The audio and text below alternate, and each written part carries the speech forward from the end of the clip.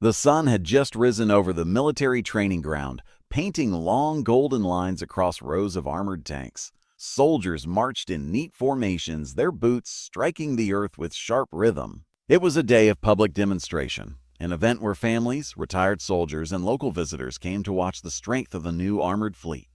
Young cadets stood with pride, eager to show off their training.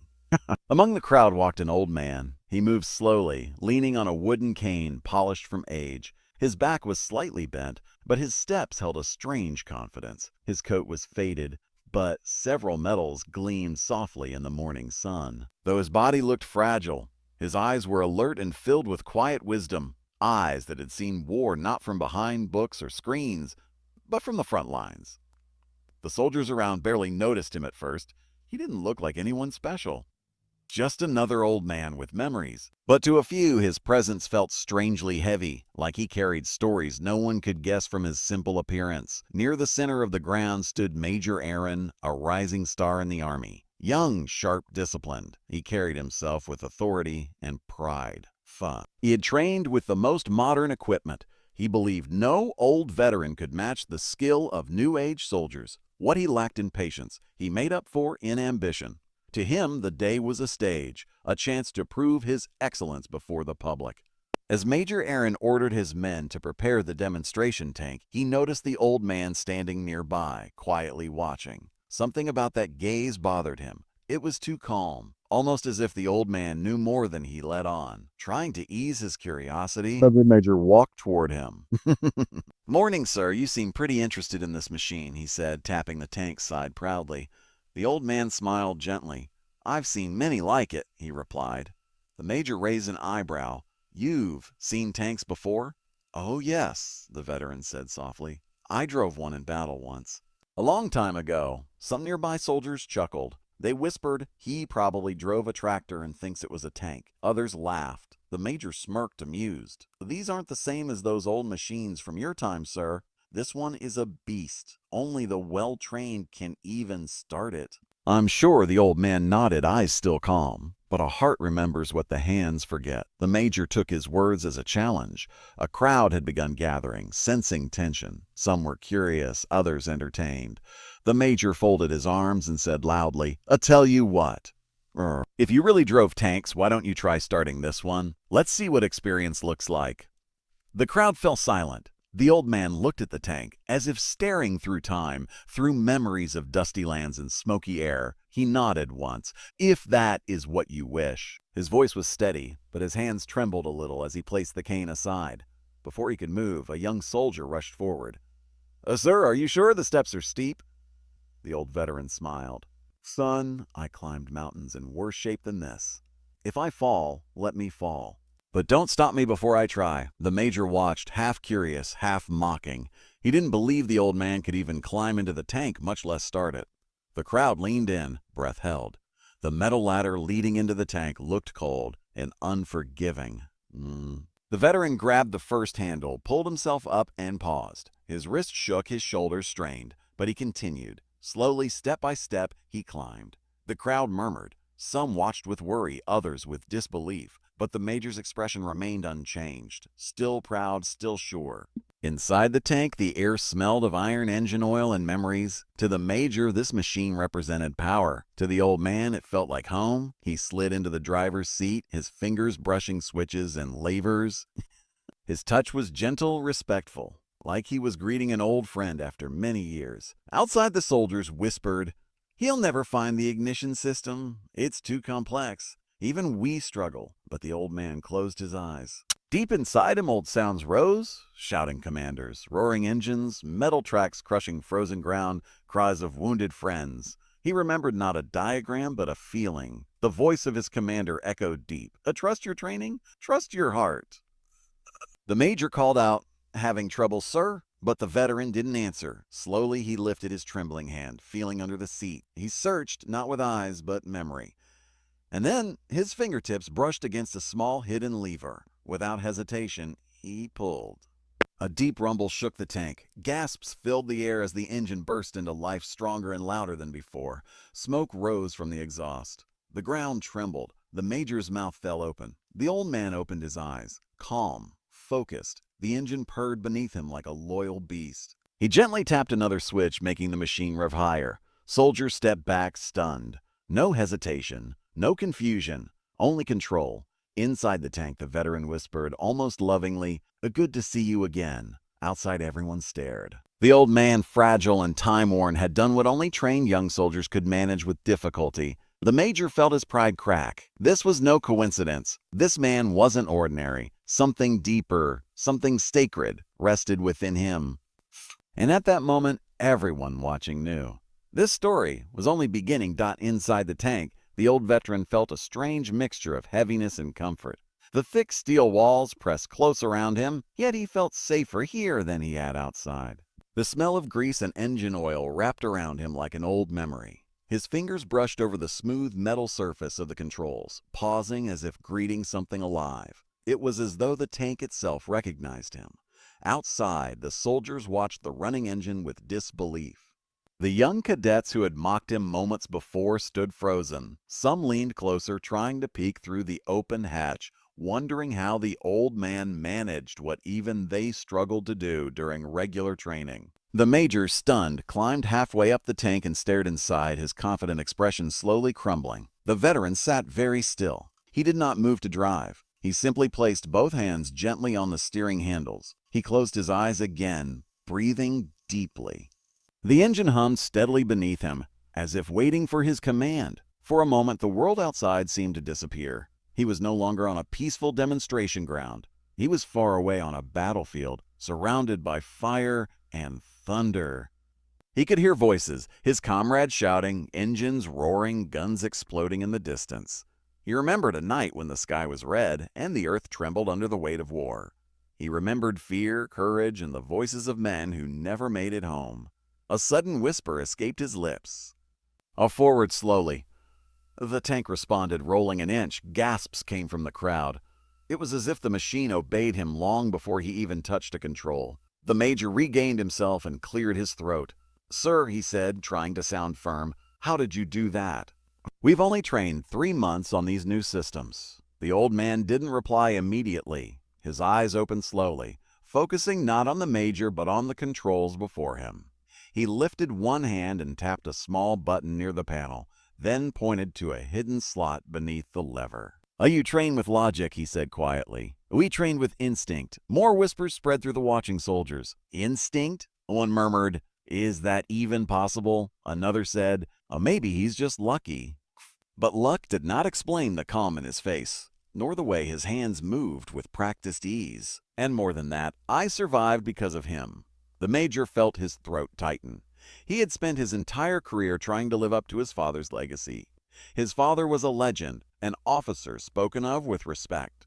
But he had died before the major was old enough to understand his greatness. Stories were all he had, stories and a portrait hanging in his home. Serge reached into his worn coat and pulled out an old photograph. Its edges were torn and the ink had faded. He handed it gently to the major. The young officer took it with shaking hands. He lifted it toward the light and his breath caught.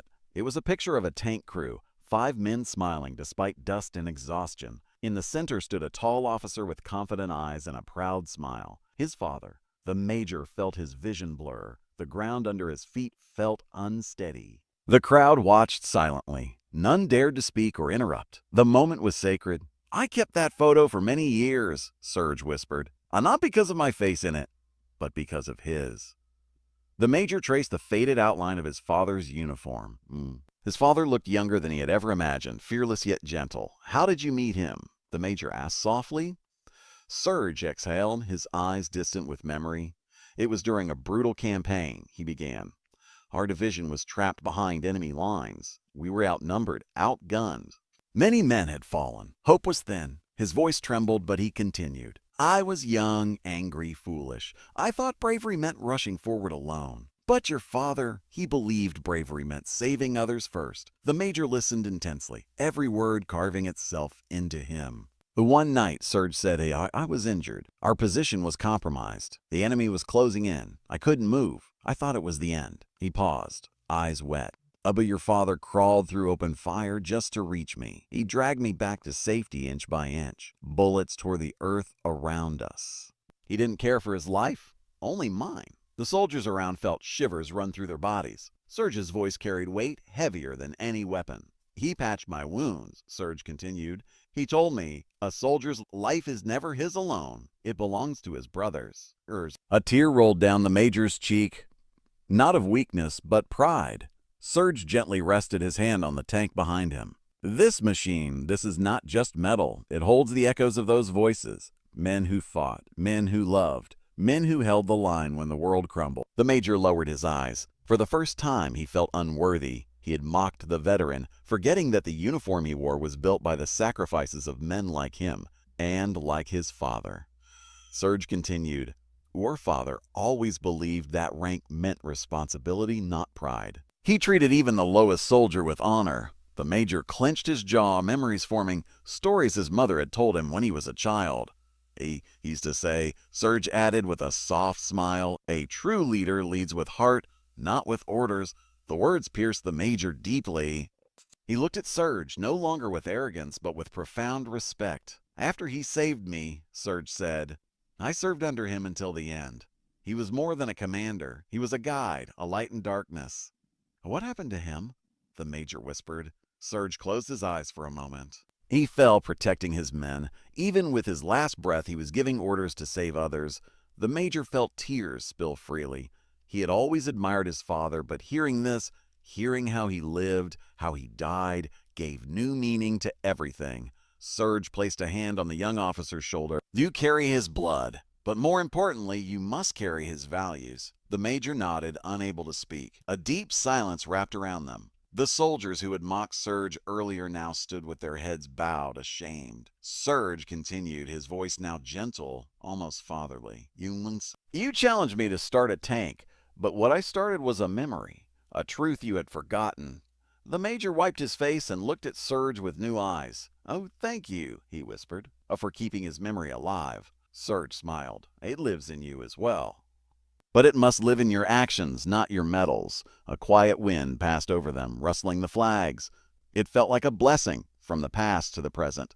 The major straightened his posture. Without hesitation, he stepped back, raised his hand to his forehead, and gave the veteran a full, perfect salute. This time, the salute was not from a superior to a stranger. It was from a son to a man who had known his father and honored him. Serge returned the salute, his hand steady, his eyes shining. Around them, every soldier stood at attention, saluting the man and the legacy he represented. At that moment, the line between generations disappeared. Only love, respect, and memories remained. The tank's engine slowly faded into silence, but its deep rumble seemed to echo in every heart standing on that field. Not one person moved. It felt as though time itself had paused to honor the moment. The major remained frozen in salute, his eyes wet, his breathing unsteady. Serge, the old veteran, lowered his hand but kept his gaze fixed on the young officer, his commander's son. For a long moment, neither spoke. The field was silent, except for the distant rustle of flags and the soft hum returning to the camp. Serge finally took a small step forward. "Hi!" His cane tapped against the ground, breaking the stillness. The simple sound felt powerful, as if announcing the end of one chapter and the beginning of another. Serge sighed softly. "Our father was a great man." The major swallowed hard, trying to gather his strength. He stepped closer, his voice trembling. "I grew up hearing stories about him," he said. "But no one told me. This." He looked at Serge with an expression of longing to fill the missing pages of his life. "Do you remember his last words?" Serge nodded slowly. "Some words never leave you." He closed his eyes for a moment, as if summoning ghosts from a distant battlefield. Then he opened them, and his voice, though old and worn, felt strong.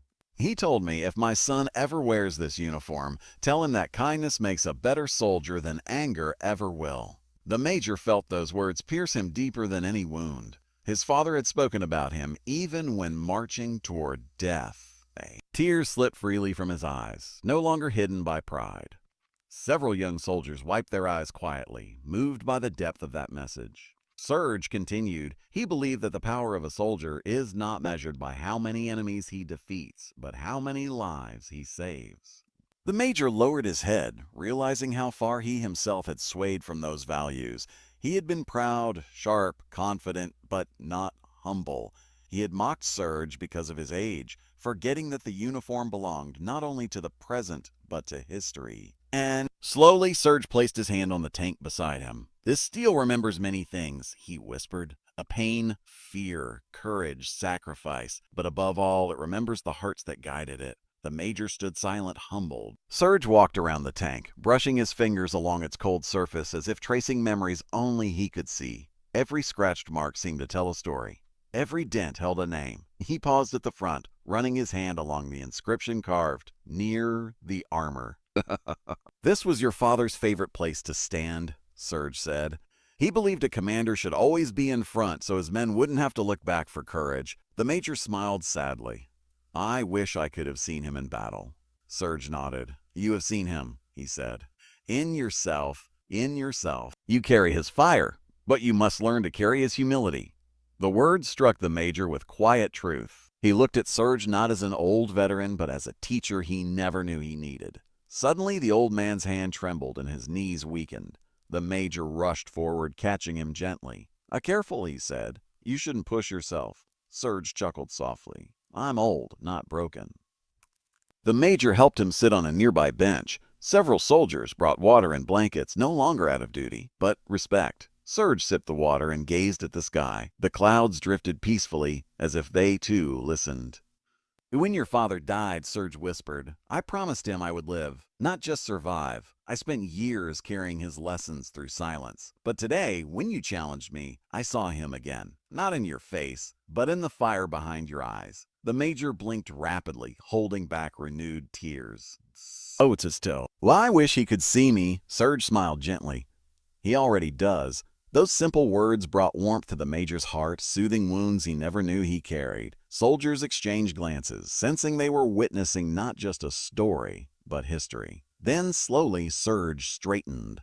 He looked at the Major, his voice calm but strong. "You gave me a challenge today. It reminded me of the old days. But there's something I must give you in return." He reached inside his coat and pulled out a folded piece of cloth. The fabric was old, threads frayed, colors faded. He unfolded it carefully, revealing a worn captain's insignia belonging to the Major's father. The Major gasped. "Where did you—" "I have this with me," Surge said. "He told me to return it to his son only when I believed he was ready to understand the weight it carries." And there, on that quiet morning, with the wind whispering through the flags, Surge placed the insignia into the Major's shaking hands. "It's yours now," he said, "not because of your rank, but because of your heart." The Major held the insignia to his chest. His breath shook. This was more than metal. It was legacy, trust, love. Surge slowly stood. With trembling strength, he raised his hand one last time and gave a perfect salute. Every soldier around snapped to attention, returning the salute with sharp precision. The sound of dozens of boots striking the ground echoed across the field like thunder. The Major could no longer hold back. He stepped forward and embraced Surge tightly, not as officer to soldier, but as son to father's brother. The old veteran's voice was soft. "Oh, your father was proud of you before you even knew his name. Now, be proud of him by living as he did, with kindness." The Major nodded into his shoulder, tears falling freely. "I promise," he whispered. Surge stepped back, smiling. His eyes sparkled with peace, as if a long-held burden had finally been lifted. As he walked away, soldiers parted respectfully, giving him a clear path, honoring him not with words, but silence. The Major stood tall, insignia clutched to his heart, watching the man who had carried his father's memory longer than he himself had been alive. In that moment, the young officer understood something deeper than duty. Strength is inherited, but honor is chosen, and he chose it.